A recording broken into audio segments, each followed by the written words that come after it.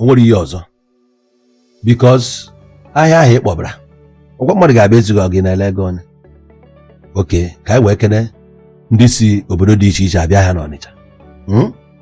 ilesi ahịa na weekend ịnidiri Monday ịrọchi abịa golu ngwa ahịa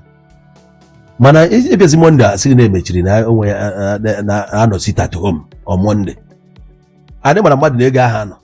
so ya nwere ike ọkpọ Lagos City iri ya emeri ya wee bil so emeri ya wee bil ahụ ogori ya onye na-abịa egozi gị efu na ọ na-abịazi ị na-echekwa na Tuesday na-aga akpọpụ irukwe n'ahịa anụ emechikwa ụfọdụ lines na-eme ekpere onye ka jechụrụ ka nwanne nya ọ na-ekpe ekpere nkiri ka ị meziri n'ihi na-ekpe ekpere ọkwa ị na-ekpe ka Chukwu nye gị ego onu ka mmadụ ji abịa ikpochie chọpụ gosiri na-ekpe ekpere ama m na-aghọta na so ikonomi anya na-etipịa on the area of insecurity ahụ ọ bụzie na ị na-anya fụ na ihe anụ o nwere ndị take risk on Monday agba ngwa ahịa ọkụ ụfọdụ ka agbagburu agbagbu egwu ahụ emegodu gị ijeta aka ụfọdụ ịnọkọta ihe ama ka esi nweta nọmba gị a na-akpọ gị na fon na gị ma gị tinyelụ ha ego gị mee nka mgbe ụfọdụ abịa buru gị eburu ị na-anya fụ na-ebuo na mmadụ one ịgbafuo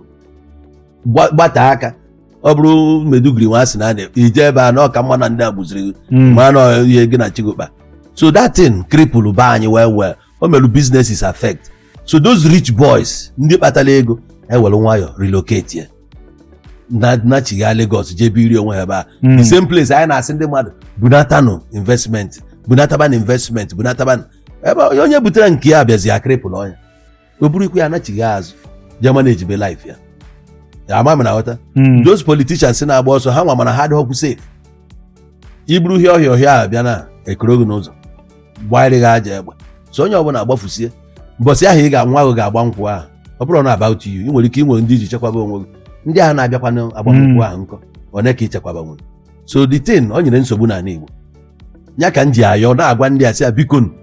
anyị ma na ụnụ ka anyị ike unu ji egbe anyị ejiro doonu wee natazie n'aka unu egbu nwere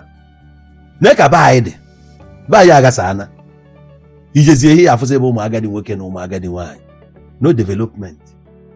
ụfọdụ ụlọ ha na-arụ ụlọ ha nọ n'obodo oyibo sendi ego since 7 years na ha nataba ka afọ ụlọ ahụ anya amami na ghọta never come back nke ọ na-arụ arụ enwere ike ejire je burukwu injinia ya site manager ya koria n'elu ya nwa agbatekwu aka the whole things akwụrụ stand still anyị ma na onye si obodo oyibo nata kịta o ji ego bata họteelụ ọyala ahụ bụ na be anyị onwe ndị chọtara ya na ọlọji ahụ ego ahụ a na-asakuleti anyị ego tichu go tọwel go ncha go ihe na-eri ego abata n'obodo mana wee ebe anyị na-echufusiri ndị a ego ahịa abatazi